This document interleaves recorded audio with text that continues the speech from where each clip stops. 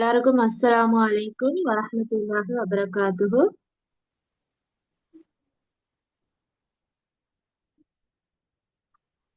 வலைக்கும் அஸ்ஸலாம் வரஹ்மத்துல்லாஹி வபரகாத்துஹு டீச்சர்.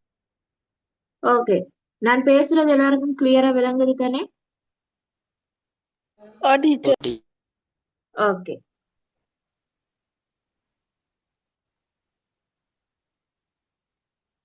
ஓகே லாஸ்ட் கிளாஸ் படிச்ச விஷயங்கள் ஞாபகம் இருக்குது எல்லாருக்கும்?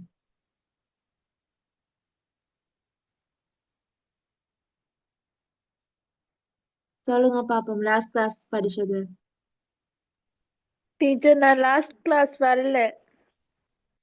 ஓகே, லாஸ்ட் கிளாஸ் ஜாயின் பண்ணலையா? ஓகே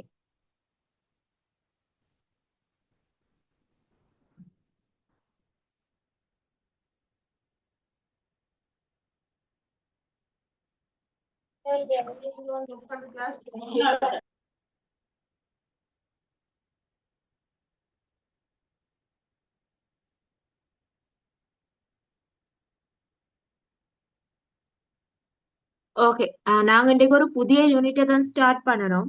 ஓகே, நாங்க லாஸ்டா அஹ்லு சுன்னா வல் ஜமாஅ, ஓகே, அந்த யூனிட்டை தான் படிச்சோம். அஹ்லு சுன்னா வல் ஜமாஅன்னு சொன்னாலும் என்ன?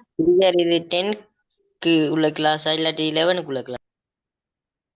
இது கிரேட் 11. ஓகே ஓகே, அஹ்லு சுன்னா வல் ஜமாஅன்னு சொன்னால என்ன?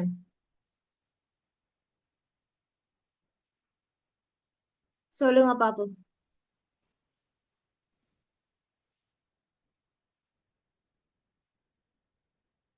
ஞாபகம் இல்லையா? மறந்துட்டீங்களா? அவர்களை சஹாபாக்கள் வாழ்ந்த வழிமுறைகளை பின்பற்றி வாழ்பவர்.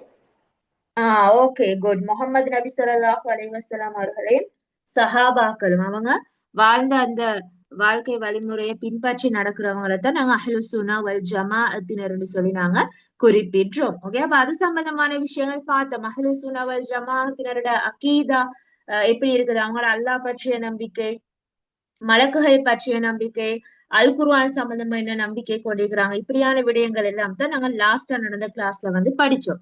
ஓகே, நாங்க இன்றைக்கு ஒரு புதிய ஒரு யூனிட் தான் பார்க்க போறோம். தௌஹீத். ஓகே, இது வந்து உங்களுக்கு பரிச்சயமான ஒரு சொல் தான். ஓகே, ஒரு புதிய ஒரு சொல்லொண்டு இல்ல. ஏன்னா சின்ன கிளாஸஸ்ல இருந்து இஸ்லாம் படிச்சு கொண்டு வாரீங்க. தௌஹீத்னு சொல்றது வந்து அடிக்கடி நாங்க பயன்படுத்துற ஒரு சொல்லாக காணப்படுது. ஓகே, தௌஹீத்னு சொன்னால் என்ன பொருள் சொல்லுங்க பாப்போம். ஏகத்துவம். Okay good. ஏகத்துவம். தௌஹீத்னு சொல்றது ஏகத்துவம்னு சொல்றீங்க. ஏகத்துவம்னு சொன்னா என்ன? அதுல என்ன கருத்து கொள்ளப்படுது?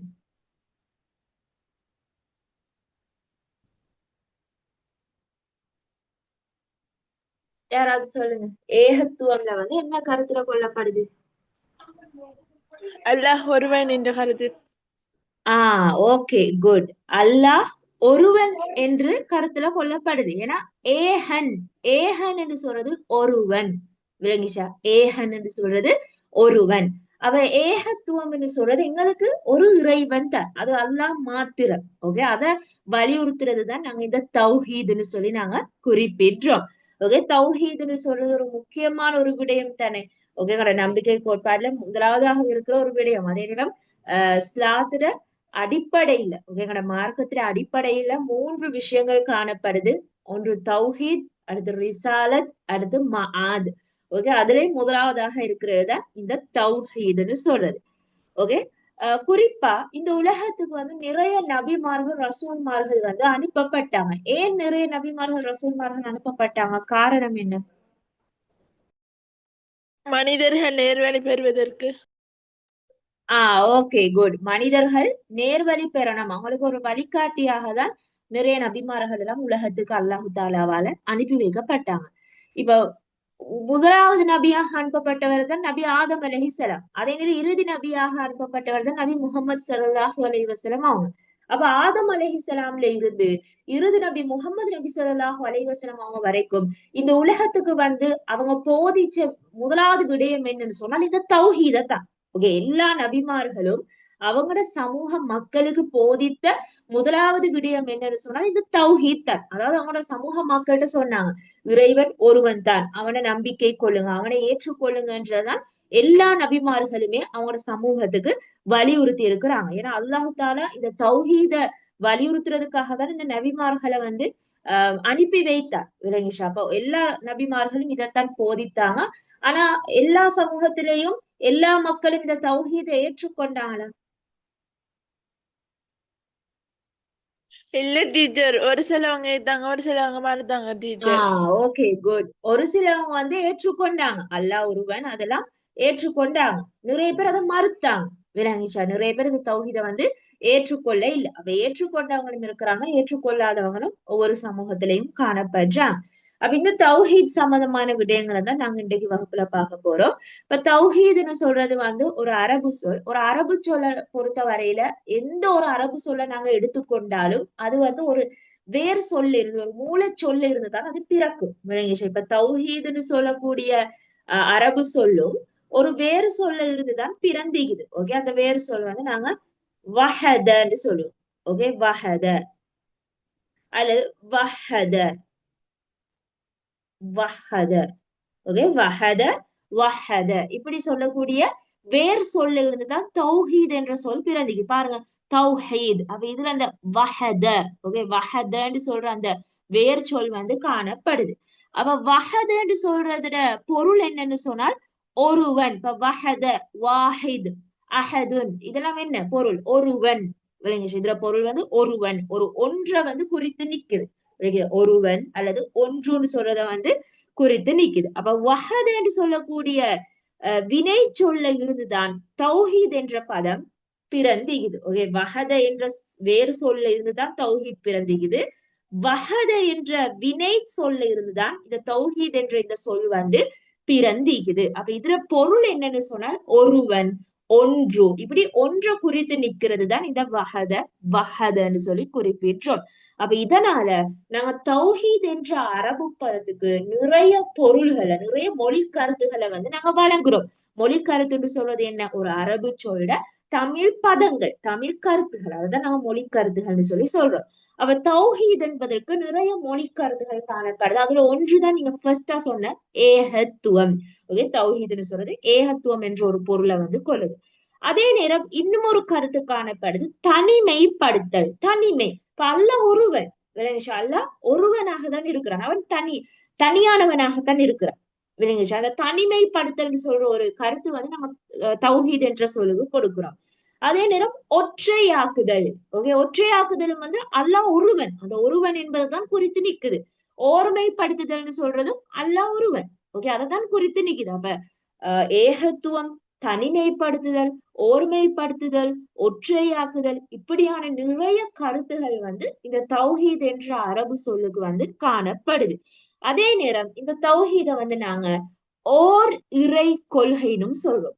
ஓர் இறை கொள்கை, அதாவது ஒரு இறைவன், ஒரு இறைவன். இப்ப கடவுள் நம்பிக்கையை பொறுத்த வரையில ஓரிரை கொள்கைன்னு மிகுது, பல தெய்வ கொள்கைன்னு சொல்லியும் மிகுது.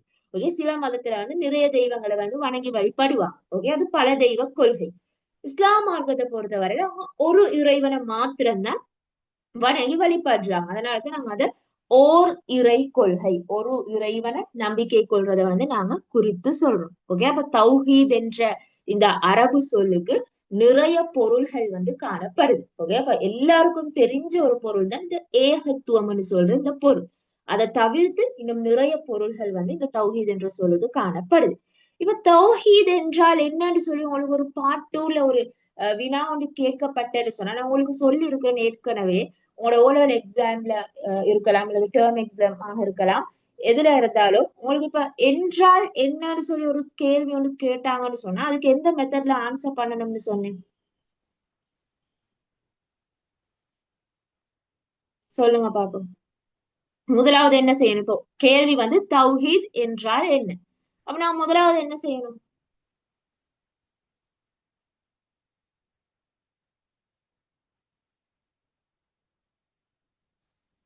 முதலாவது என்ன எழுதணும்? சொல்லுங்க.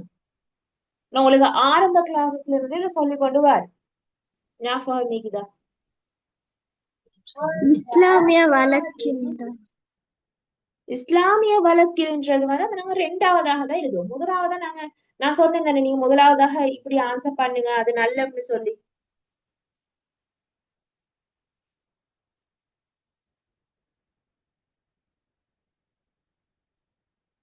அதாவது மொழி கருத்து விளங்கிச்சு. இப்ப தௌஹீத் என்றால் என்னன்னு கேட்டா, தௌஹீத்ன்றது ஒரு அரபு சொல் தானே.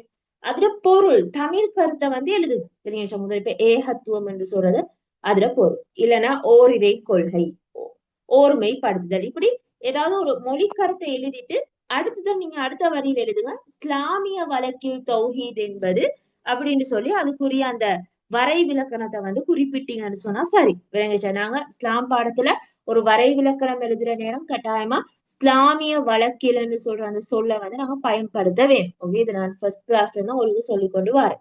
அப்ப இஸ்லாமிய வழக்கில்னு சொல்லிதான் நாங்க அந்த தௌஹீதுக்குரிய வரை விலக்கணத்தை கொடுக்கணும். ஓகே, இப்ப நாங்க தௌஹீத் என்ற அரபு பதத்துக்குரிய பொருள்களை பார்த்தோம். இப்ப வரை விலக்கணத்தை தான் பார்க்க போறோம். ஓகே, இஸ்லாமிய வழக்குல தௌஹீதுன்னு சொன்னால் என்னன்னு சொல்லிதான் பார்க்க போறோம். இஸ்லாமிய வழக்குல தௌஹீதுன்னு சொல்றால் என்னன்னா, அல்லாஹ்வை மட்டும் ஏக இறைவனா, அதாவது ஒரு இறைவன், ஏகன், ஏகன் என்று சொல்றது ஒருவன். அப்ப இஸ்லாமிய வழக்குல அல்லாஹ்வை மட்டும் ஒரு இறைவனாக ஏற்று அல்லாஹ்வை வணங்கி வழிபடுறதுதான் நாங்க தௌஹீதுன்னு சொல்றோம். ஓகே, அல்லாஹ்வை மட்டும் இறைவனாக ஏற்று அவனுக்கு வழிபடுறதுதான் நாங்க தௌஹீதுன்னு சொல்றோம். ஓகே, அல்லாஹ்வை வழிபடுறதுதான் தௌஹீதுன்னு சொல்றோம். ஓகே, இந்த வரை விலக்கணத்தை எல்லாரும் கட்டாயமா மனனம் செஞ்சு கொள்ளுங்க, ஞாபகம் வைத்துக் கொள்ளுங்க. ஓகே, உங்களோட எக்ஸாம்ல கேட்டு வரலாம். அவ தௌஹீதுன்னு சொன்னால் என்னன்னா, இஸ்லாமிய வழக்குல அல்லாஹ்வை மட்டும் ஏக இறைவனா ஏற்று அவனுக்கு வழிபடுறதுதான் நாங்க குறிக்கின்றோம். ஓகே, அப்ப இப்ப தௌஹீதுன்னு சொன்னால் என்னன்றதை விளங்கி கொண்டீங்களா? அதுல பொருள்களையும் இஸ்லாமிய ரீதியிலான வரை விலக்கணத்தையும் விளங்கி கொண்டீங்களா? டீச்சர். ஓகே, இப்ப நாங்க என்ன பார்க்க போறோம்னு சொன்னால், தௌஹீத வந்து எப்படியான கருத்துகள் எல்லாம் முன்வைக்கிறாங்கன்னு சொல்லிதான் பார்க்க போறோம். ஓகே, தௌஹீத எப்படியான கருத்துகள் எல்லாம் முன்வைக்கிறாங்க, என்ன மாதிரியான விஷயங்களை சொல்றாங்கன்றதுதான் பார்க்க போறோம். அதுல முதலாவது என்னன்னு சொன்னா, அல்லாஹ் தான் எல்லாத்துல படைப்பாளனாகவும் இருக்கிறான். இது வந்து உங்களுக்கு தெரியும். ஒரு முஹ்மீனை பொறுத்த வரையில ஒரு முஹ்மீன் ஈமான் கொள்ள வேண்டிய அம்சங்கள் 6 காணப்படுது. அதுல முதன்மையான ஒரு அம்சம் தான் அல்லாஹ்வை ஈமான் கொள்றது. அப்ப அல்லாஹ்வை ஈமான் கொள்றது வந்து தௌஹீதில் உள்ளடக்கப்பட்ட ஒரு விஷயம் தானே. ஓகே, அல்லாஹ்வை ஈமான் கொள்றதுன்னு சொல்றது தௌஹீத் தான். அப்ப அதனால முதலாவது விஷயம் நாங்க என்ன பாக்குறோம், அல்லாஹ் தான் எல்லாத்திலையுமே படைப்பாளனாக இருக்கிறான். ஏன்னா இந்த முழு பிரபஞ்சத்தையுமே அல்லாஹ் தான் படைத்துக்கிறான். இந்த உலகத்துல இருக்கக்கூடிய பொருட்கள், உயிரினங்கள் எல்லாத்தையுமே அல்லாஹ் தான் படைத்திருக்கிறான். அப்ப இந்த முழு பிரபஞ்சம், இந்த உலகத்துக்குமே சொந்தக்காரனாக இருப்பவன் வந்து யாரு? அல்லாஹ். அல்லாஹ் தான். இந்த முழு பிரபஞ்சத்திலே சொந்தக்காரனாக இருப்பவன் அல்லாஹ். அதே நேரம் அல்லாஹ் என்ன செய்திருக்கிறான், ஒவ்வொரு படைப்பினத்துக்கும் தேவையான எல்லா விதமான வசதிகளையுமே அவன் தான் ஏற்படுத்தி தந்திக்கிறான். அதே நேரம் இந்த பிரபஞ்சத்தை ஆட்சி செய்யறது, நிர்வகிக்கிறதும் வந்து அல்லாஹ் தான். அவ இதத்தனை நாங்க ஈமான் கொள்றோம். அல்லாஹ்வை ஈமான் கொள்றோம்னு சொன்னால் அல்லாஹ் எங்கட இறைவன் அப்படி மட்டும் ஈமான் கொள்றது இல்ல. அல்லாஹ் வந்து எல்லாத்துல படைப்பாளனா இருக்கிறான். அவன் இவ்வளவு படைப்புகளை படைத்திருக்கிறான். இந்த பிரபஞ்சத்தை வந்து நிர்வகித்து கொண்டிருக்கிறான். இப்படி எல்லா விடயத்தையும் வந்து நாங்க கட்டாயமா ஈமான் கொள்ள வேணும். விளங்கிச்சா? இது சம்பந்தமா நிறைய குர்ஆன் வசனங்கள் தரப்படுது. இந்த யூனிட்ல வந்து நீங்க நிறைய குர்ஆன் வசனங்கள் தான் பாப்பீங்க. இந்த யூனிட்ல நிறைய குர்ஆன் வசனங்கள் காணப்படுது. குறைந்தது நீங்க என்ன செய்யணும்னு சொன்னால், இப்ப அல்லாஹ் அனைத்தினதும் படைப்பாளன்னு சொல்ற அந்த கருத்துக்கு ஒரு குர்ஆன் வசனத்தை சரி நீங்க ஞாபகம் வைக்க வேணும். இப்ப இதுல 3 குர்ஆன் வசனங்கள் தரப்பட்டிருக்குது. அதுல ஒன்றை சரி ஏதோ உங்களுக்கு இலகுவாய்க்குதோ அப்படி ஒரு குர்ஆன் வசனத்தை சரி நீங்க ஞாபகம் வைக்க வேணும். ஓகே, முதலாவது குர்ஆன் வசனத்தை பாருங்க. அல்லாஹ் தான் எல்லா பொருட்களையும் படைத்தவன். ஓகே, இந்த பிரபஞ்சத்தில் இருக்கக்கூடிய எல்லா பொருட்களையும் படைத்தவன் அல்லாஹ் தான். அதே நேரம் எல்லா பொருட்களோட பாதுகாவலனாக இருப்பவனும் அவன் தான். அவன் தான் எல்லாத்தையும் பாதுகாக்கிறான். அதே நேரம் வானத்திடையும் பூமியிடையும் சாவிகளும் அல்லாட்ட தான் காணப்படுது. ஓகே, வானத்தில பூமியில சாவிகள் கூட அல்லாஹ் இடத்துலதான் காணப்படுது. ஏன்னா அவன் தான் இந்த உலகத்தை வந்து படைத்தான். அதே நேரம் அவன் தான் எல்லாத்தையும் பாதுகாத்து கொண்டிருக்கிறான். அந்த வானம் பூமியினுடைய சாவிகளும் அவனிடம் தான் இருக்குதுன்னு சொல்லி அல்லாஹு தாலா குர்ஆன்ல வந்து குறிப்பிட்டு, அடுத்த ஒரு குர்ஆன் வசனத்துல சொல்லப்படுது, அவன் தான் உங்களோட அல்லாஹ், உங்களோட இறைவன். ஓகே. அதே நேரம் அவன் எல்லா பொருட்களையும் படைப்பவனாக இருக்கிறான். ஓகே, எல்லா பொருட்களையும் படைத்தவன் அல்லாஹ். அதே நேரம் அவனை தவிர வேறு நாயன் இல்லை. அதாவது அல்லாஹ்வை தவிர வேறு நாயன். நாயனுக்கு நாங்க அரபுல என்ன சொல்லுவோம்? சொல்லுங்க பாப்போம்.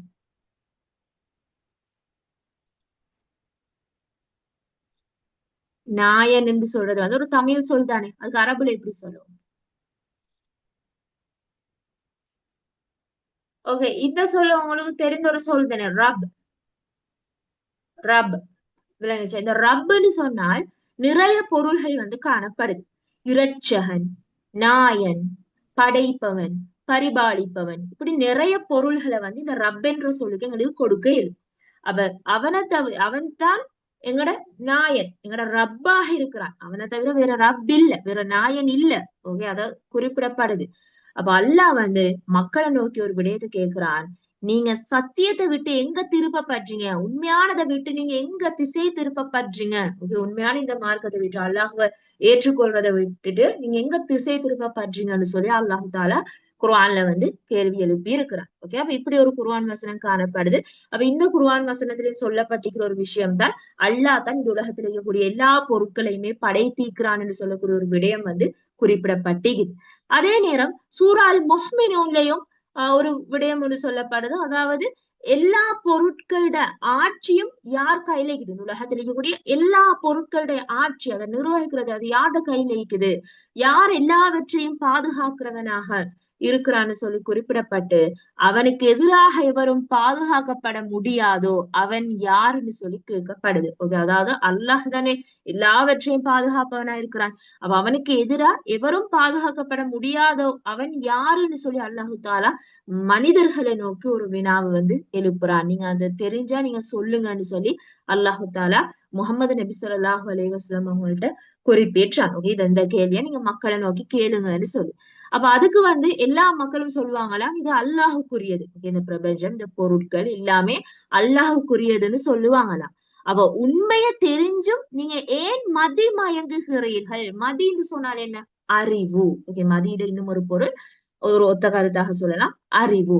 அப்ப இதில் இவ்வளவு விஷயம் தெரியுது தானே உங்களுக்கு, இந்த பொருட்களை படைச்சது, உலகத்தை படைச்சது அல்லான்னு சொல்லி. அப்ப இவ்வளவு விஷயத்தை தெரிஞ்சும் நீங்க ஏன் மதி மயங்குறீங்க, அறிவு மயங்குறீங்க என்று சொல்லி நீங்க மக்களை நோக்கி கேளுங்கன்னு அல்லாஹு தாலா முகமது நபி ஸல்லல்லாஹு அலைஹி வஸல்லம் அவங்கள்ட்ட சொல்லி இருக்கிறான்.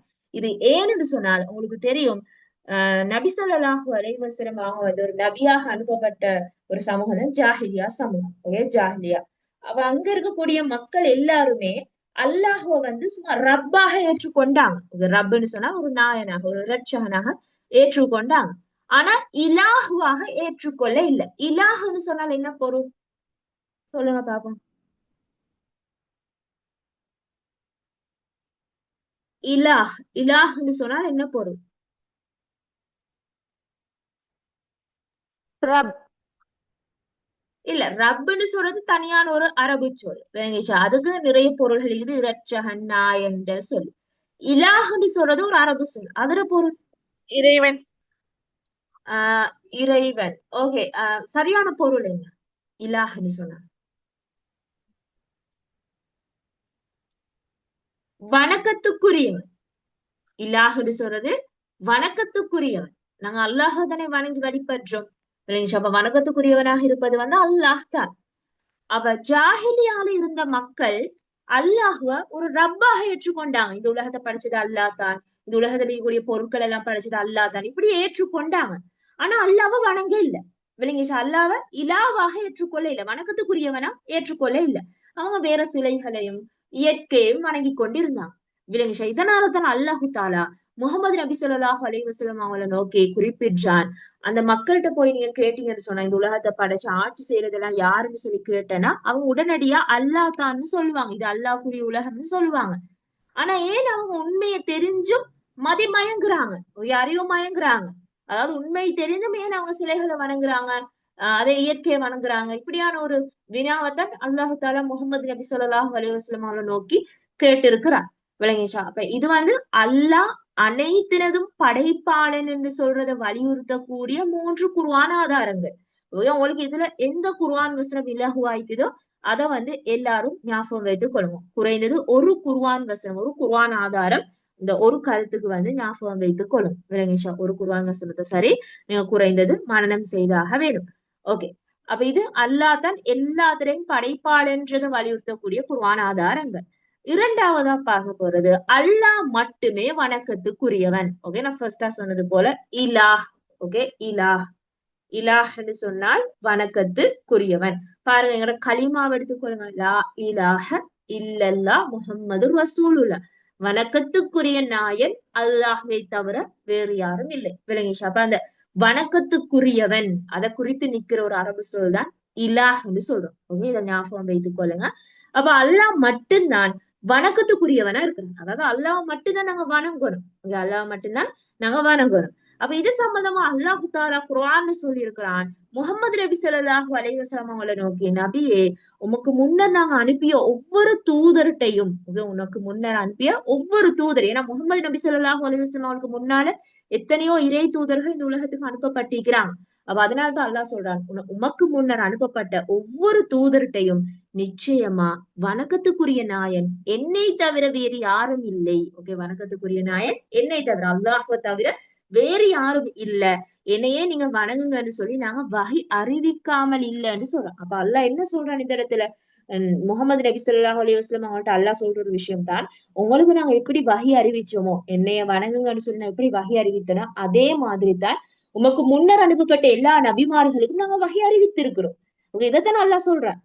எல்லா நபிமார்களுக்கும் நாங்க வஹி அறிவித்திருக்கிறோம், என்ன வணங்குங்க, அல்லாஹ் மட்டும்தான் இறைவன், அல்லாஹ்வை வணங்குங்க, வழிபடுங்கன்னு சொல்லி நாங்க வஹி அறிவித்திருக்கிறோம். வஹின்னு சொன்னால் என்ன? ஒரு செய்தி தானே, ஒரு தூது தானே. அப்ப நாங்க வஹியை வந்து அறிவித்திருக்கிறோம்னு சொல்லி அல்லாஹ் தாலா குறிப்பிடுறார். அப்ப அல்லாஹ் மட்டும்தான் வணக்கத்துக்குரியவனாக இருக்கிறான். அல்லாஹ் மட்டும்தான் வணக்கத்துக்குரியவனாக காணப்படுறான். ஓகே, அடுத்து மூன்றாவது தௌஹீத்னு சொல்றது இன்னும் ஒரு கருத்து தான், அல்லாஹ் வந்து முழுமையானவனா இருக்கிறான், பரிபூரணமானவன். அதாவது அல்லாஹ் முழுமையானவனா இருக்கிறான், எல்லா விடயத்திலும் அல்லாஹ் முழுமையானவனாக இருக்கிறான். அல்லாஹ்க்கு வந்து எந்த விதமான குறைகளும் இல்லை.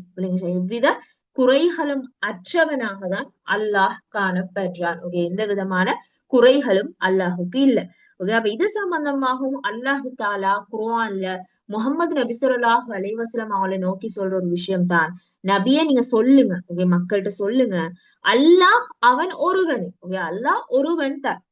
அதே நேரம் அல்லாஹ் வந்து யாரிடத்திலையும் தேவை அற்றவன், அவனுக்கு எந்த விதமான தேவைகளும் இல்லை.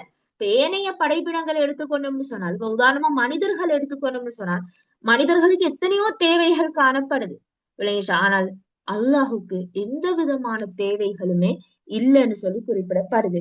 அதே நேரம் அல்லாஹ் வந்து யாராலையும் பெறவும் இல்லை, பெறப்படவும் இல்லை. ஓகே, அல்லாஹ் யாரையும் பெறவும் இல்லை, அவன் யாராலையும் பெறப்படவும் இல்லை. அதாவது அல்லாஹ்வுக்கு பெற்றோர்களும் இல்லை, குழந்தைகளும் இல்லை. ஓகே, அவனுக்கு இணை துணை எதுவுமே இல்லைன்றதை வந்து அல்லாஹு தாலா குறிப்பிட்டான். அன்றியும் அவனுக்கு நிகராக ஒன்றும் இல்லை. அல்லாஹ்வுக்கு எந்தவித தேவைகளும் இல்லை, பெற்றோர் இல்ல, குழந்தைகள் எதுவும் இல்லை.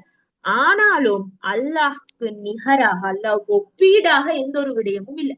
எனக்கு அல்லாஹ்க்கு வந்து எந்த ஒரு விஷயத்தையும் வந்து ஒப்பிடையல, எந்த ஒரு படைப்பினத்தை சரி எங்களுக்கு வந்து ஒப்பிட இயலாது. ஓகே, அப்ப இந்த ஒரு விடயம் வந்து அல்லாஹ் தாலா குறிப்பிட்டிருக்கிறான். இது வந்து உங்களுக்கு தெரிந்திருக்கும், சூரா இஹ்லாஸ். ஓகே, குல் ஹுவல்லாஹு அஹத். அஹத்னு சொன்னால் என்ன பொருள்? ஒருவன். ஓகே, அல்லாஹ் ஒருவன், அதுதான் அஹத். அஹத், வாஹித், இதெல்லாம் ஒருவன் என்ற ஒரு சொல்ல வந்து வலியுறுத்தி நிக்குது. விளங்கிச்சா? அப்ப இது சூரா அல் இஹ்லாஸ்ல சொல்லப்பட்ட விடயங்கள் தான். அப்ப இதுல என்ன சொல்லப்படுதுன்னா, அல்லாஹ்க்கு எந்த விதமான தேவை இல்லை, அல்லாஹ் முழுமையானவனா இருக்கிறான், அவனுக்கு எந்த விதமான குறைகளுமே இல்லைன்றத வலியுறுத்தக்கூடிய குர்ஆன் வசனமா காணப்படுது. அடுத்து இன்னும் ஒரு குர்ஆன் வசனம் காணப்படுது, அவனை போன்று எப்பொருளும் இல்லை. அல்லாஹுவ போல எந்த ஒரு பொருளும் இல்லை, எந்த ஒரு படைப்பினம் கூட அல்லாஹுவ போல இல்லை. விளங்கிச்சா? அவன் தான் எல்லாவற்றையும் செவியேற்பவனாம் பார்ப்பனாம் இருக்கிறது. உலகத்துல நடக்கக்கூடிய எல்லா விஷயத்தை செவியேற்பவனாகவும் கேட்கக்கூடியவனாகவும் பார்க்கக்கூடியவனாகவும் இருப்பது வந்து அல்லாஹ் தான். ஓகே, அல்லாஹுக்கு மறைவான விஷயம் எதுவுமே இல்லை. விளங்கிச்சா? அல்லாஹுக்கு மறைவான விடயங்கள் எதுவுமே இல்லை, எல்லாத்தையும் பார்ப்பவனாக இருக்கிறாங்க. அதுக்கு உதாரணமா என்ன சொல்லப்படுது, ஒரு இருள் நேரத்துல வந்து ஒரு பெரிய ஒரு கருமை நிறத்தை கொண்டு ஒரு கருங்கல் ஒன்று இருக்குது. எப்பவுமே இருள், எந்த ஒரு வெளிச்சமும் இல்லை. ஓகே, நிலவு வெளிச்சம் எதுவுமே இல்லாத ஒரு இருள் வேலையில ஒரு கருமை நிறத்தை கொண்ட ஒரு கல்ல ஒரு சின்ன ஒரு கருப்பு பூச்சி ஊர்ந்து சென்றாலும் அது அல்லாஹுக்கு தெரியும். விளங்கிச்சா? ஏன்னா எல்லாத்தையும் பார்க்கக்கூடியவனா, எல்லாத்தையும் கேட்கக்கூடியவனாக இருப்பவன் தான் அல்லாஹ். ஓகே, ஏன்னா அல்லாஹுக்கு சொல்லி சில பண்புகள் காணப்படுது தானே. நீங்க ஏற்கனவே சில கிளாஸஸ்ல படிச்சிருப்பீங்க, சிஃபாத்துல்லான்னு சொல்லுவோம், அல்லாஹுக்குரிய பண்புகள். அப்ப அல்லாஹ்வுக்குரிய பண்புகள்ல என்ன இருக்குது? அல்லாஹ் எல்லாவற்றையும் பார்க்கக்கூடியவனா இருக்கிறான், கேட்கக்கூடியவனா இருக்கிறான்றது அல்லாஹ் கட்டாயமா இருக்கக்கூடிய பண்புகள். இது அல்லாஹுக்கு கட்டாயமாக வாஜிபான பண்புகள்னு சொல்லுவோம். வாஜிபான பண்புகள் தான் பார்வை, அதே நேரம் இந்த செவி ஏற்கிறது, இதெல்லாம் வருது. அப்ப அல்லாஹுக்கு எந்த ஒன்றுமே மறைவு இல்லை. அவனுக்கு எந்த விதமான குறைகளும் இல்லை. அந்த ஒரு விடயம் இதுல குறிப்பிடப்படுது. அப்ப இந்த கருத்துகள் நாங்க எந்தக்கு பாக்குறோம்னு சொன்னால், தௌஹீதுன்னு சொல்றத எல்லாரும் நினைக்கிறது என்ன, ஓகே அல்லாஹ் ஒரு இறைவன், அவன் மாத்திரதான் இறைவன், அதை மட்டும் நம்பிக்கை கொள்றதுதான் தௌஹீதுன்னு தான் நினைத்து கொண்டு இருக்கிறது. ஆனா அப்படி இல்லை. தௌஹீதுக்குள்ள நிறைய கருத்துகள் காணப்படுது. அல்லாஹுவை ஈமான் கொள்ளணும், அல்லாஹுவை ஈமான் கொள்ளணும் நாங்க சொன்னா வெறுமனே அல்லாஹுவை இறைவனா ஏற்றுக்கொள்றது மட்டும் இல்ல. இதுல பார்த்து இந்த 3 கருத்துகளையும் வரும். அதாவது அல்லாஹ் தான் எல்லாத்துல படைப்பாளனாக இருக்கிறான், அல்லாஹ் தான் வணக்கத்துக்குரியவனாக இருக்கிறான், அல்லாஹ் பரிபூரணமானவனா, எந்த ஒரு தேவைகள் இல்லாதவனாக இருக்கிறான். அப்ப இந்த விஷயங்கள் எல்லாத்தையுமே நாங்க நம்பிக்கை கொள்ளணும். அல்லாஹ் பற்றி நம்பிக்கை கொள்ற நேரம் இது எல்லாத்தையும் நம்பிக்கை கொள்ளணும். விளங்கிச்சா? அப்ப இதெல்லாம் தௌஹீதுக்குள்ள வார விடயங்கள், அல்லாஹோடு சம்பந்தப்பட்டு வார விடயங்கிறத நாங்க இந்த தௌஹீதுன்னு சொல்லி நாங்க குறிப்பிடுறோம். அப்ப தௌஹீதுன்னு சொல்றது அல்லாஹுவ மட்டும்தான் நாங்க வணங்கி வழிபடணும்ன்றத வலியுறுத்துற ஒரு விடயமா காணப்படுது. அல்லாஹுவ மட்டும்தான் நாங்க வணங்கி வழிபடணும். ஏன்னா அல்லாஹு தஆலா குர்ஆன்லயும் சொல்லிக்கிறான், நான் ஜின்களையும் மனிதர்களையும் என்ன வணங்குறதுக்காக தான் நான் படைத்திருக்கிறேன்னு அல்லாஹு தஆலா குறிப்பிட்டிருக்கிறான். அப்ப அல்லாஹ் சொல்றான், நான் மனிதர்கள் ஜின்கள் இந்த 2 படைப்பினத்தை ஏன் படைச்சேன், என்ன வணங்குறது. அப்ப அல்லாஹ் வணக்கத்துக்குரியவனாக இருக்கிறாங்க. அப்ப அவனை மட்டும்தான் நாங்க வணங்கி வழிபடணும். இந்த ஒரு விடயம் குறிப்பிடப்படுது. அவ உலகத்துக்கு அனுப்பப்பட்ட எல்லா தூதர்களும் எல்லா நபிமார்களும் இந்த தௌஹீதை தான் முதன்மையா வலியுறுத்தினாங்க. இறைவன் ஒருவன், இறைவன் ஒருவன் என்பதைத்தான் எல்லாருமே வலியுறுத்தினாங்க. விளங்குச்சு? அந்த நேரத்துல எல்லா மக்களுமே நபிமார்களை ஏற்றுக்கொள்ள இல்ல, ஒரு சிலர் தான் ஏற்றுக்கொண்டாங்க, தௌஹீதை ஏற்றுக்கொண்டாங்க. ஓகே, அப்ப தௌஹீதுன்னு சொல்றது அல்லாஹுவ பற்றிய விடயங்கள். அல்லாஹ் ஒருவன், அவன் வணக்கத்துக்குரியவனா இருக்கிறான், அவன் தான் இந்த உலகத்தை படைத்து நிர்வகிக்க கூடியவனா இருக்கிறான். இப்படி எல்லாம் அல்லாஹோடு தொடர்பான விஷயங்களை ஈமான் கொள்றத, நம்பிக்கை கொள்றதான் நாங்க தௌஹீதுன்னு சொல்லி நாங்க குறிப்பிடுறோம். அப்ப அல்லாஹுக்கு எந்த விதமான குறைகளுமே இல்லை. அல்லாஹுக்கு எவ்விதமான குறைகளும் இல்லை, எந்த விதமான தேவைகளுமே இல்லை. அதே நேரம் அல்லாஹுக்கு எங்களுக்கு எந்த ஒரு படைப்பினத்தையும் ஒப்பிட இயலாது. எந்த ஒரு படைப்பினத்தையும் எந்த ஒரு பொருளையோ அல்லாஹுக்கு ஒப்பிட இயலாது. அதையும் மீறி நாங்க அல்லாஹுக்கு நாங்க ஏதாவது ஒரு பொருளையோ ஏதாவது ஒரு படைப்பினத்தை நாங்க ஒப்பிட்டோம்னு சொன்னால் அது என்னவாக கருதப்படும்? நாங்க அல்லாஹுக்கு இன்னொன்று நிகராக்கினான்.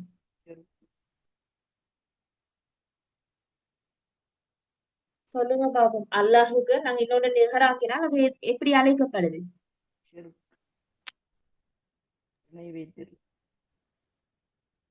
இணை வைத்தல். Okay, good. ஷிர்க். ஓகே, ஷிர்க், இணை வைத்தல்னு சொல்லுவோம். ஓகே, அல்லாஹுக்கு நாங்க இன்னொன்று ஒப்பிட்டால், அதை நிகராக்கினால் நாங்க அதை ஷிர்க்குன்னு சொல்றோம், இணை வைத்தல்னு சொல்லி நாங்க குறிப்பிடுறோம்.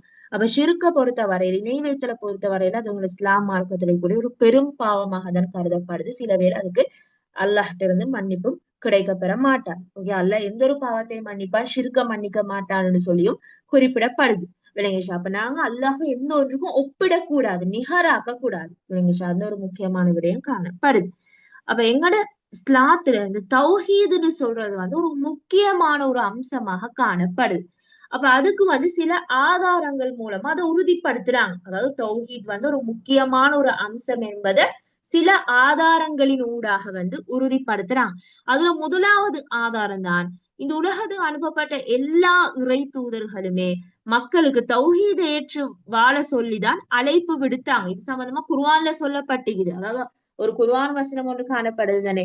அல்லாஹ் தஆலா நபி ஸல்லல்லாஹு அலைஹி வஸல்லம் நோக்கி சொல்றார், நபியே, நாம் ஈசாவுக்கும் அதே நேரம் நூஹுக்கும் இப்ராஹிமுக்கும் என்ன வஹிய அறிவித்தோமோ அதே தான் உமக்கும் நாங்க இறக்கி வச்சுக்கிறோம். அதாவது நீங்க எல்லாரும் மார்க்கத்துல ஒன்றுபடுங்க, பிளவுபட வானம்ன்ற ஒரு விடயத்தை தான் எல்லாருக்குமே வஹி அறிவித்திருக்கிறோம்னு சொல்லி எல்லாம் அல்லாஹு தஆலா குறிப்பிட்டார். விளங்கிச்சா? அப்ப அதாவது எல்லா நபிமார்களும், இந்த உலகத்துக்கு அனுப்பப்பட்ட எல்லா இறை தூதர்களும் அவங்களோட சமூகத்தில் இருந்த மக்களை இந்த தௌஹீதை ஏற்று வாழுங்கன்னு சொல்லிதான் அவங்க அழைப்பு விடுத்திருக்கிறாங்க. ஓகே, இத வந்து குர்ஆன் வந்து குறிப்பிடுது. அடுத்த ஒரு விடயம் தான், குர்ஆன்ல தௌஹீத வலியுறுத்துற வகையில தனி சூறாக்கள் நிறைய வசனங்கள் காணப்படுது. தௌஹீத வலியுறுத்துற விதத்துல காணப்படுற ஒரு தனி சூறா ஒன்று சொல்லுங்க பாப்போம். இஹ்லாஸ். Okay, good. சூரா இஹ்லாஸ். ஓகே, குல் ஹுவல்லாஹு அஹத். ஓகே, அது வந்து தௌஹீத வலியுறுத்தக்கூடிய ஒரு தனி சூறா. விளங்கிச்சா? அப்ப இந்த மாதிரி நிறைய சூறாக்கள் காணப்படுது. தௌஹீத மட்டும் வலியுறுத்தக்கூடிய சூறாக்கள், தௌஹீத வலியுறுத்தக்கூடிய நிறைய குர்ஆன் வசனங்கள் எல்லாம் காணப்படுது. விளங்கிச்சா? அப்ப இது தௌஹீதுல முக்கியத்துவத்தை வந்து எங்களுக்கு எடுத்து காட்டுது. தௌஹீதுல முக்கியத்துவத்தை வந்து எங்களுக்கு எடுத்து காட்டுது. அடுத்த ஒரு விடயம் தான், நற்செயல்கள் அங்கீகரிக்கப்படுறதுக்கு வந்து தௌஹீத் வந்து கட்டாயமான ஒரு நிபந்தனை. இப்ப நாங்க எவ்வளவுதான் நிறைய நல்ல அமல்களை செய்தாலும் வேலையில எங்களிடத்துல தௌஹீத் உறுதியாக இல்லைன்னு சொன்னார். விளங்கிச்சா? அந்த நம்பிக்கை உறுதியாக இல்லைன்னு சொன்னா நாங்க எவ்வளவு நல்ல செயல்கள் எவ்வளவு நல்ல அமல்களை செய்தாலும் அது அங்கீகரிக்கப்பட மாட்டாது. ஏன்னா தௌஹீத் தான் முக்கியமான ஒரு நிபந்தனை. ஓகே, தௌஹீத் கட்டாயமா இருக்கணும். ஓகே, அப்ப அந்த ஒரு விடயம் காணப்படுது. அப்ப இது வந்து எதுக்கு சொல்றாங்கன்னு சொன்னால், இஸ்லாத்துல தௌஹீதுல முக்கியத்துவத்தை உணர்த்துறதுக்கான ஆதாரங்களாக தான் குறிப்பிடுறாங்க. இஸ்லாத்துல தௌஹீதுல முக்கியத்துவத்தை உணர்த்தக்கூடிய ஆதாரங்கள் 3 ஆதாரங்கள் தான் உங்களுக்கு இதுல தரப்பட்டிருக்குது. ஓகே, அதுக்கு ஒரு குர்ஆன் வசனம் ஒன்று தந்திக்கிறாங்க பாருங்க. அன்றியும் உமக்கு முன் இருந்தவர்களுக்கும். ஓகே, அதாவது நபி ஸல்லல்லாஹு அலைஹி வஸல்லம் சொல்ற ஒரு விடயம், உங்களுக்கு முன் இருந்தவங்களுக்கும் வஹி மூலம் நிச்சயமா என்ன விஷயம் அறிவிக்கப்பட்டுச்சுன்னு சொன்னா, நீங்க இறைவனுக்கு இணை வைத்தீங்கன்னு சொன்னா உங்களோட நன்மைகள் எல்லாமே அழிஞ்சு நஷ்டம் அடைகிறவங்கள்ல ஒருவராகி விடுவீங்க. அதாவது நாங்க ஷிர்க்ல ஈடுபட்டோம்னு சொன்னால், அல்லாஹுக்கு நாங்க எதையாவது நிகராக்கினோம், ஒப்பிட்டோம்னு சொன்னால், நாங்க இணை வைத்தோம்னு சொன்னால், எங்களோட நன்மைகள் எல்லாமே அழிவடைஞ்சு நாங்களும் ஒரு நஷ்டவாளியாகி விடுவோம்னு சொல்லி அல்லாஹு தாலா குர்ஆன்ல குறிப்பிடுறார். அப்ப அல்லாஹ் இந்த இடத்துல சொல்ற விடயம் தான், தௌஹீத உறுதியா ஏற்றுக்கொள்ளுங்க. அல்லாஹ்வுக்கு எந்த ஒரு விஷயத்தையும் இணையாக்க வாணும். ஓகே, அந்த ஷிர்க்ல ஈடுபட வாணும்ன்றதை வந்து அல்லாஹு தாலா வலியுறுத்தி இருக்கிறாங்க. ஓகே, அந்த ஒரு குர்ஆன் வசனம் தான் தரப்பட்டிருக்கு. இப்ப நாங்க 4வது கருத்து பார்க்க போறோம். இப்ப நாங்க ஒவ்வொன்றா பார்த்து கொண்டு வந்தோம் தானே. அல்லாஹ் எல்லாத்திலையும் படைப்பாளனா இருக்கிறான், வணக்கத்துக்குரியவனாக இருக்கிறான், அல்லாஹ் பரிபூரணமானவனாக இருக்கிறான், எந்தவித குறைகளும் மற்றவனாக இருக்கிறான்னு சொல்லி 3 கருத்துகள் பார்த்தோமே. அதுல 4வது கருத்து தான், தௌஹீத ஏற்காதவங்களுக்கு சுவனம் வந்து ஹராமாக்கப்பட்டுகிறது. யாரு யாரு தௌஹீத ஏற்றுக்கொள்ள இல்லையோ அவங்க வந்து நரகத்துக்கு தான் போவாங்க. ஏன்னா அவங்க சுவனம் தடுக்கப்பட்டாது, ஹராமாக்கப்பட்டுகிறது. இதை அல்லாஹு தாலா குர்ஆன்ல சொல்றான், தெளிவா குறிப்பிடுறான். எவன் ஒருவன் அல்லாஹுக்கு இணை கற்பிப்பானோ, அல்லாஹுக்கு நிகராக்குவானோ, இந்த ஷிர்க்ல ஈடுபடுவானோ அவனுக்கு அல்லாஹ் சுவனத்தை நிச்சயமா ஹராமாக்கி விட்டான். அவனுக்கு அல்லாஹ் சுவனத்தை வந்து நிச்சயமா ஹராமாக்கி விட்டான். அவங்களுக்கு சுவர்க்கத்துக்கு நுழைய முடியாது. அதே நேரம் அவங்க போகக்கூடிய இடம் வந்து நரகம். நரகம் வந்து அக்கிரமக்காரர்களுக்கு அங்க உதவி செய்யறவங்க யாருமே இல்ல. அந்த நரகவாசிகளுக்கு உதவி செய்யறவங்க யாருமே இல்ல. அவங்களுக்கு தண்டனைகள் எல்லாம் வழங்கப்படும், அவங்களுக்கு உதவுறதுக்கு வந்து யாருமே இருக்க மாட்டாங்கன்னு சொல்லி அல்லாஹு தாலா குர்ஆன்ல தெளிவா சொல்றாங்க. அப்ப அல்லாஹ் என்ன சொல்றான், நீங்க தௌஹீதை ஏற்றுக்கொள்ளலையா, நீங்க ஷிர்க்ல ஈடுபடுறீங்களா, நீங்க நரகத்துக்கு தான் போவீங்க, உங்களுக்கு சுவனம் கிடைக்காது, சுவனம் ஹராம். சுவனம் உங்களுக்கு ஹராமாக்கப்பட்டு விடும். அப்ப அதே நேரம் நீங்க நரகத்துக்கு போனீங்கன்னு சொன்னாலும் அங்க உங்களுக்கு உதவி செய்யறதுக்கு யாருமே இருக்க மாட்டாங்க. இந்த ஒரு விடயத்தை அல்லாஹு தாலா தெளிவா குர்ஆன்ல சொல்லி இருக்கிறான். விளங்கிச்சா? அப்ப தௌஹீத ஏற்காதவங்களுக்கு சுவனம் வந்து ஹராமாக்கப்பட்டு இதுவும் தௌஹீதோடு சம்பந்தப்பட்ட ஒரு விடயமாக காணப்படுது. அப்ப இப்படி 4 கருத்துக்களை வந்து உங்களுக்கு தந்திருக்கிறார். இதை உங்களுக்கு ஒரு வினாவாக கேட்கலாம் தானே. தௌஹீத வந்து ஒரு 2 கருத்துகளின் ஊடாக குர்ஆன் ஆதாரங்களோடு விளக்குகன்னு சொல்லி கேட்டேன்னு சொன்னா நீங்க என்ன செய்வீங்க, அந்த 4 கருத்துல 2 கருத்தை எழுதி 2 கருத்துக்கும் ஒரு குர்ஆன் வசனம் எழுதணும். ஏன்னா இதுல எந்த விதமான ஹதீஸ் வசனங்கள் நாங்க பார்க்கல, எல்லாமே குர்ஆன் ஆதாரங்கள் தான். அவர் 2 குர்ஆன் வசனத்தை ஒவ்வொரு கருத்துக்கும் ஒவ்வொரு குர்ஆன் வசனத்தை நீங்க எழுதணும். இப்படி உங்களுக்கு பார்ட் 2ல ஒரு கொஸ்டின் கேட்கப்படலாம். அப்ப அதனால தான் சொல்றேன், இதுல இருக்கக்கூடிய குர்ஆன் வசனங்கள்ல உங்களுக்கு இலகுவான குர்ஆன் வசனம் ஒவ்வொரு கருத்துக்கு கீழே சிலதுகளை வந்து ஒரே ஒரு குர்ஆன் வசனம் மட்டும்தான் தரப்பட்டிருக்குது, அதை வந்து நீங்க அப்படியே மனனம் செய்யுங்க. நிறைய குர்ஆன் வசனங்கள் தரப்பட்ட இடத்துல ஒரு குர்ஆன் வசனத்தை சரி நீங்க ஒரு கருத்துக்கு கட்டாயமா ஞாபகம் வைத்துக் கொள்ள வேண்டும். விளங்கிச்சா? அதை எழுதினால்தான் உங்களுக்கு முழுமையான புள்ளிகள் வழங்கப்படும். அடுத்து தௌஹீத முக்கியத்துவத்தை வலியுறுத்துற ஆதாரங்கள் எதுன்னு சொல்லி கேட்டுன்னு சொன்னா நாங்க ஃபர்ஸ்டா பார்த்த இந்த 3 ஆதாரங்களை தான் நீங்க விடையாக குறிப்பிட வேண்டும். இது வந்து தௌஹீத முக்கியத்துவத்தை வந்து எடுத்து காட்டுது. தௌஹீத முக்கியத்துவத்தை எடுத்து காட்டுறதுதான் இது. ஓகேவா? விளங்கிக்கோனீங்களா தௌஹீத் சம்பந்தமான விடயங்கள்?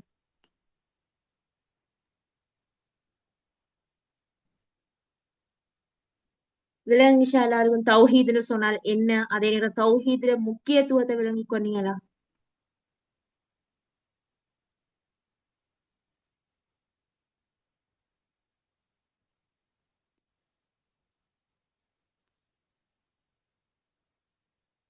எல்லாரும் சைலன்ஸ் ஆயிக்கிறீங்க. ஏதாவது உங்களுக்கு இதுல டவுட்ஸ் இருந்தேன்னு சொன்னா கேளுங்க. ஓகே, இந்த பகுதியில உங்களுக்கு ஏதாவது டவுட்ஸ் இருந்தாலும் கேளுங்க.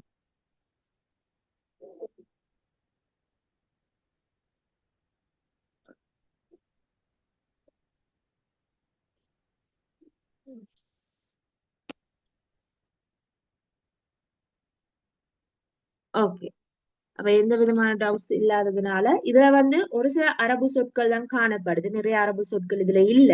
ஓகே, அதை வந்து எழுதிக்கொள்வோம். அரபு சொற்கள் எழுதுற பக்கத்தை எடுத்துக்கொள்ளுங்க.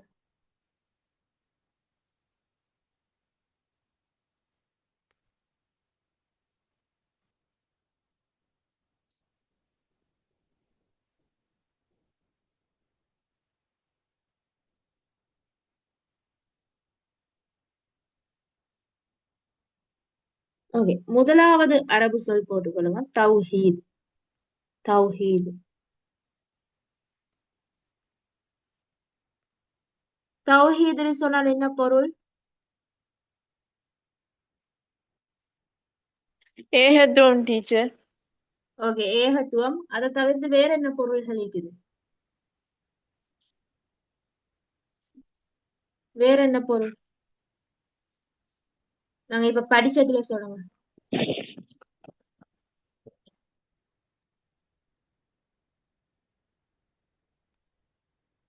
ஒற்றையாக்குதல், தனிமைப்படுத்துதல், ஓர்மைப்படுத்துதல், இது எல்லாமே தௌஹீத் என்ற பதத்தோட பொருள்கள் தான். ஓகே, ஒற்றையாக்குதல், ஓர்மைப்படுத்துதல், தனிமைப்படுத்துதல். ஓகே, இதெல்லாம் அதோட பொருள். நீங்க ஏதாவது இரண்டு பொருள்களை வந்து எழுதி கொள்ளுங்க. இப்ப நான் சொன்னதுல இரண்டு பொருள்களை எழுதி கொள்ளுங்க. ஓர்மைப்படுத்துதல், ஒற்றையாக்குதல், தனிமைப்படுத்துதல். ஏகத்துவம் இனி பொதுவா எல்லாருக்கும் தெரிந்த ஒரு பொருள் தானே. ஓகே, அதை எழுதி கொள்ளுங்க பாப்போம். Okay teacher.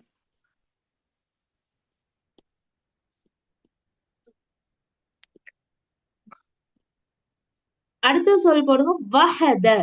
வஹத.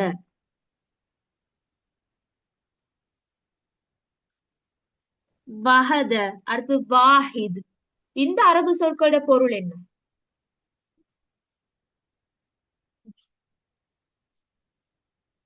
வஹத, வாஹித், இந்த அரபு சொற்களோட பொருள்கள் என்ன? ஒருவன், எதை குறிக்கும்? ஒற்றை. Okay, good. ஒருவன், ஒன்று. ஒருவன், ஒன்று, இந்த பொருள்களை வந்து வழங்குது. ஓகே, ஒருவன், ஒன்றுன்னு சொல்லக்கூடிய இந்த பொருள்களை வழங்குது. வஹத.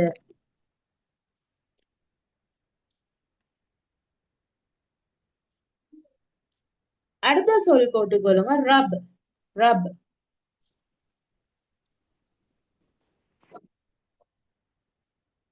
ரப் என்ற சொல்லுக்கு என்ன பொருள்கள் காணப்படுது? இரட்சகன். Okay, good. இரட்சகன், நாயன். ஓகே, இரட்சகன், நாயன், இதெல்லாம் எங்களுக்கு குறிப்பிட இயலும்.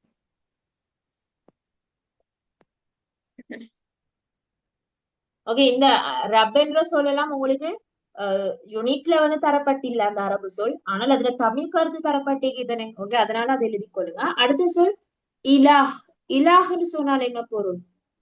இலாஹ் சொல்லுங்க பாருங்க. இறைவன். வணக்கத்துக்குரியவன். ஓகே, வணக்கத்துக்குரியவன். குட். வணக்கத்துக்குரியவன். இலாஹ்னு சொன்னால் இறைவன் இல்ல, வணக்கத்துக்குரியவன்.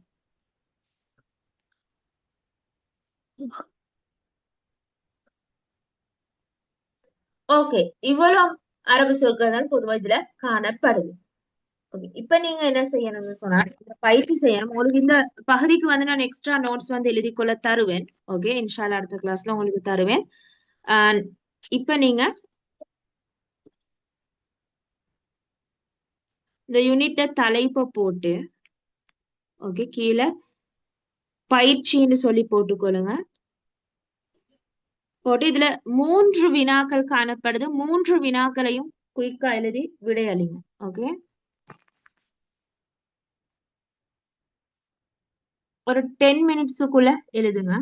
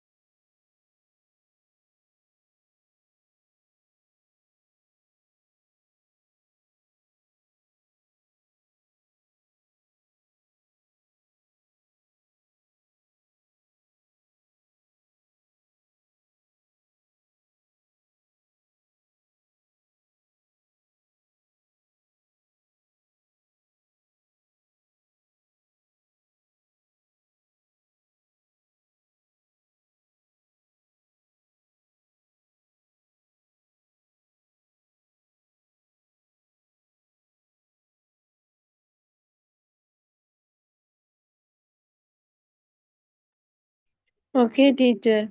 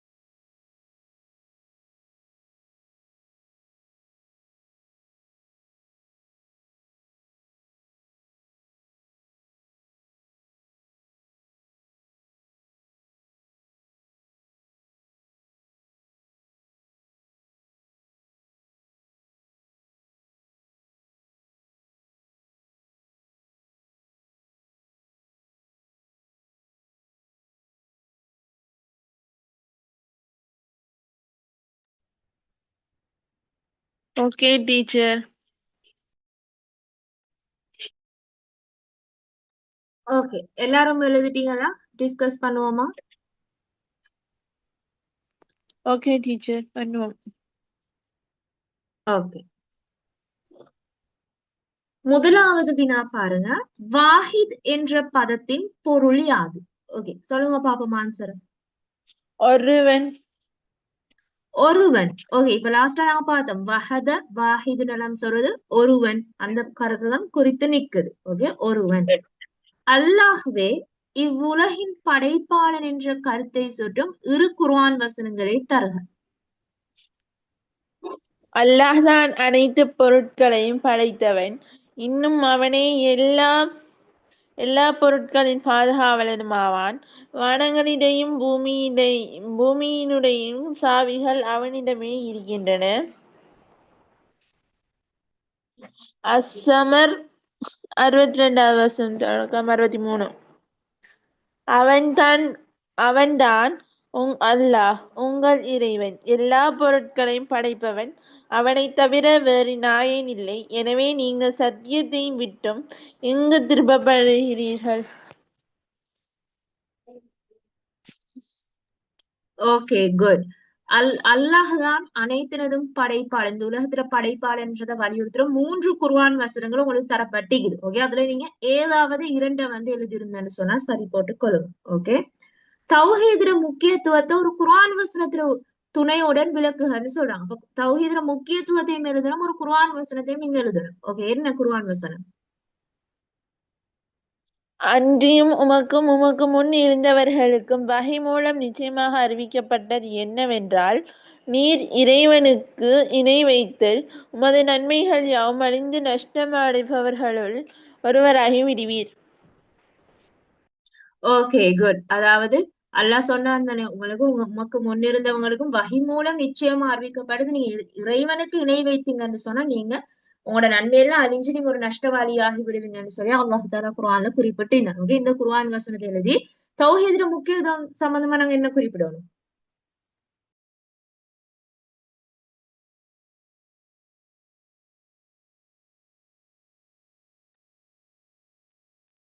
தௌஹீதுல முக்கியத்துவம்னு சொல்ற நேரம் என்ன பாயிண்ட்ஸ் வரும்? சொல்லுங்க பாப்போம்.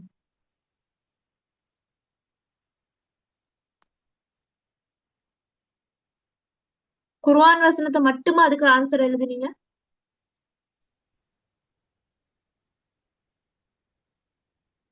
ஓ டீச்சர். ஓகே, அதுல என்ன கேட்டுக்கிறான்னு சொன்னா தௌஹீதுல முக்கியத்துவத்தை ஒரு குர்ஆன் வசனத்துல துணையோடு விளக்குகன்னு சொல்லி இருக்கிறாங்க. அப்ப தௌஹீதுல முக்கியத்துவம் சம்பந்தமா ஒரு சில கருத்தை வந்து குறிப்பிட வேணும் குர்ஆன் வசனம் எழுதியதோடு. விளங்கிஷா? அதாவது தௌஹீதுல முக்கியத்துவத்தை குறிப்பிடுற கருத்துகள் தான் நாங்க பார்த்தோமே. இறை தூதர் எல்லாருமே தௌஹீதை ஏற்று வாழுமாறுதான் அவங்களோட மக்களை நோக்கி அழைப்பு விடுத்து இருக்கிறாங்கன்னு சொல்லி குர்ஆன்ல வந்து சொல்லப்பட்டிருக்குது. அதே நேரம் குர்ஆனும் தௌஹீதை வலியுறுத்துற நிறைய தனி சூறாக்கள், நிறைய வசனங்கள் எல்லாம் காணப்படுதுன்னு சொல்லி பார்த்தோம். அதே நேரம் எங்களோட நற்செயல்கள் அங்கீகரிக்கப்படணும்னா தௌஹீத் ஒரு நிபந்தனையாக இருக்குதுன்னு சொல்லி பார்த்தோம். ஓகே, இதெல்லாம் தௌஹீதுல முக்கியத்துவங்கள் தான். ஓகே, இதுல எங்களுக்கு 2 கருத்தை சரி, ஒரு கருத்தை சரி குறிப்பிட்டு நாங்க குர்ஆன் வசனத்தை எழுதினோம்னு சொன்னால் அதுக்குரிய பெர்ஃபெக்டான ஒரு ஆன்சர் ஒண்ணு வரும். ஓகே, எல்லாரும் கரெக்ஷன் பண்ணி கொண்டீங்களா உங்களோட விடைகளை? ஆம் டீச்சர். ஓகே, அப்ப இன்ஷால்லா உங்களுக்கு இது மேலதிக நோட்ஸ் வந்து நான் உங்களுக்கு எழுதி கொள்ள தருவேன். ஓகே, நான் ஏற்கனவே சொன்னது போல 5 யூனிட்ஸை நாங்க கம்ப்ளீட் பண்ணதுக்கு பிறகு நான் யூனிட் எக்ஸாம் தருவேன் இன்ஷால்லா. அதுக்காக நீங்க படிச்ச விஷயங்களை வந்து திருப்ப ரிவிஷன் ஒன்று செஞ்சு கொள்ளுங்க. ஓகே, அப்ப நான் இதோட இன்றைய வகுப்பை முடிச்சு கொள்றேன். இன்ஷால்லா நெக்ஸ்ட் கிளாஸ்ல நாங்க ஒரு புதிய யூனிட்டோடு ஆரம்பிப்போம். அஸ்ஸலாமு அலைக்கும் வரஹ்மத்துல்லாஹி வபரகாத்துஹு. வலைக்கும் அஸ்ஸலாம் வரஹ்மத்துல்லாஹி வபரகாத்துஹு டீச்சர்.